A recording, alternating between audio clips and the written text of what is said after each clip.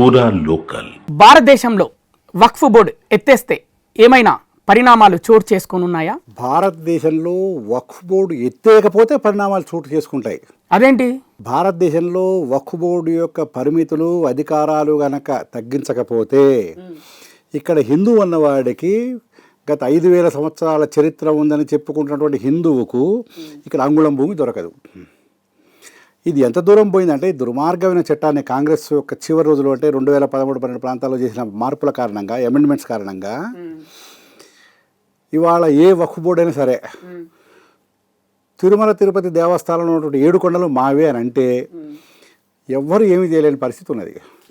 శ్రీశైలం గుట్ట మాదే, యాదగిరి గుట్ట మాదే, లేకపోతే ఇక్కడ ప్రముఖమైన వేములవాడ దేవాలయం అంటే మామూలు ఆస్తులు పక్కకు పెట్టండి, హిందువుల యొక్క నిత్య ఆరాధ్య దేవీ దేవతల యొక్క గుళ్ళు గోపురాలు కూడా మావే అంటారా? అంటే అన్నారు. అంటారా ఏంటి? గ్రామర్ కరెక్ట్గా ఉండాలి. అన్నారు. అన్నాకనే వక్ఫ్ బోర్డు. ఇవాళ తమిళనాడులో ఒక చిన్న ఉదాహరణ చెప్తాను మీకు. తమిళనాడులో ఒక గ్రామంలో ఒక్కడంటే ఒక్కడు ముస్లిం లేడు, ఒక్కడంటే ఒక్కడు లేడు. ఆ ఊరు మొత్తం కూడా వక్ఫ్ ప్రాపర్టీ అని చెప్పి వక్ఫ్ బోర్డు క్లెయిమ్ చేసింది. వాళ్ళ తమిళనాడు మద్రాస్ హైకోర్టు కూడా ఏమీ చేయని ఒక దిక్కుదోచని స్థితిలో ఉన్నది. బీహార్లో నితీష్ కుమార్ గారి సామ్రాజ్యం కదా, అక్కడ సోషలిస్టు ఉన్నారు, లేకపోతే రామ్ మనోహర్ లోహియా శిష్యులు ఉన్నారు, లేకపోతే బీజేపీ వాళ్ళు కూడా బలంగా ఉన్నారు, హిందుత్వ శక్తులు కూడా బలంగా ఉన్నాయి. బీహార్లో ఈ ఫలానా గ్రామం పేరు గుర్తులేదు కానీ మీకు చెప్తాను. ఈ గ్రామం మొత్తం మాదే అంటే వాళ్ళు ఏం చేయాలో తెలియక నితీష్ కుమార్ జుట్టు వీక్కునే పరిస్థితి ఉన్నది. ఇక్కడ తెలంగాణలో, ఆంధ్రాలో ఎక్కడికక్కడ ఇది మాది అని అంటే అది వాందే.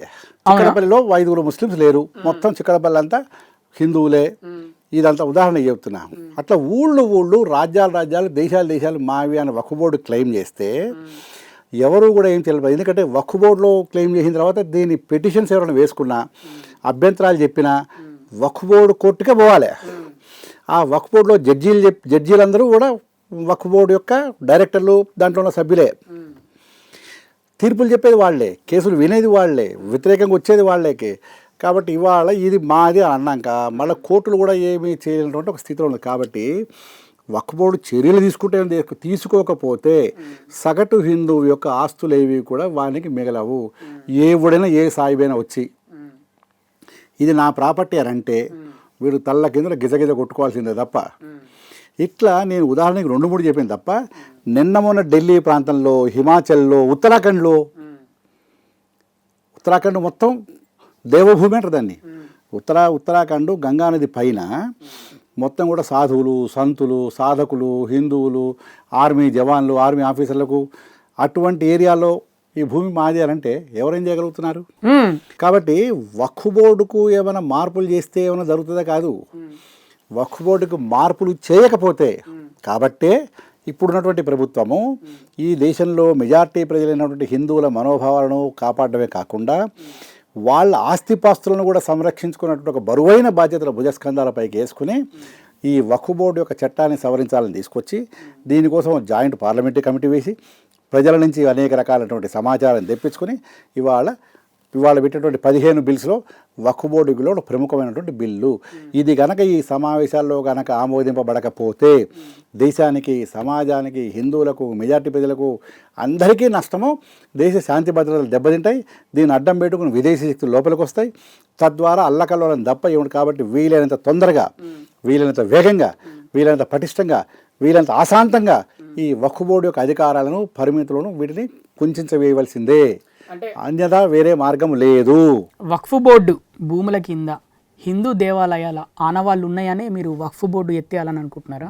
కాదు స్వామి, హిందూ దేవాలయ ఆనవాళ్ళు ఉన్నవే లేవా అనేది అది వేరే టాపిక్. అసలు ఇవాళ హిందూ దేవాలయాలను కూలగొట్టి ఔరంగజేబులు, అక్బర్లు, లేకపోతే ఇంకోటి బాబర్లు, గీబర్లు వీళ్ళు హిందూ దేవాలయాలను కూలగొట్టి మసీదులు కట్టారు. ఆ ఆనవాళ్ళు అది సపరేటు.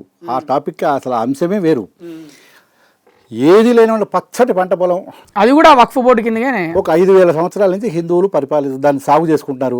ఇది నాది ఈ భూమి అని ఎవడైనా క్లెయిమ్ చేస్తే ఏ సాహిబ్ గారో లేకపోతే ఎవరైనా ముస్లిమో ఎవడైనా వక్ఫ్ బోర్డు పేరు చెప్పి నువ్వేం చేయలేవు. కాబట్టి ఆ అంశం వేరు, ఇది వేరు. భూమి మీద ఏ అంగుళాలైనా క్లెయిమ్ చేయొచ్చు వీడు. కాదంటే దేశంలో ఇంతమంది వకీలు ఉన్నారు, చదువుకున్న వాళ్ళు, మేధావులు ఉన్నారు, వాళ్ళు వచ్చి నాకు చెప్పమను ఏం చేయగలుగుతారు. ఉమ్. ఈ వక్ఫ్ బోర్డు పైన క్లెయిమ్ చేసిన తర్వాత మనం ప్రొటెస్ట్ చేస్తాం, లేదు ఇది మాది అని. ఎవరు చెప్పాలి తీర్పు? కోర్టు. మూడో మనిషి చెప్పరు. ఈ వక్ఫ్ బోర్డులో ఉన్నటువంటి వీళ్ళే, ఎవరైతే ఈ వక్ఫ్ బోర్డు యాజమాన్యం ఉంటుందో వీళ్ళే కోర్టు, వీళ్ళే తీర్పు చెప్తారు. ఓకే.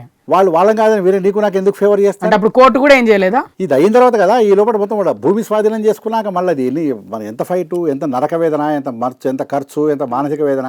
అప్పటి వరకు యువర్ డిస్ప్లేస్ సోల్. అంటే ఈ లొల్లిలా ఇవన్నీ వద్దనే వక్ఫ్ బోర్డు ఎత్తేస్తే బెస్ట్ అని అనుకుంటున్నారు. వక్ఫ్ బోర్డుకున్నటువంటి అధికారాలను, పరిమితులను వీలైనంత వేగంగా, సమూలంగా తగ్గించకపోతే దేశం అల్లకల్లం అవుతుంది. కాబట్టి ఇప్పుడు ఏదైతే వక్ఫ్ విషయంలో భారత ప్రభుత్వం తీసుకున్న నిర్ణయం ఉందో ఇది సబబైనది.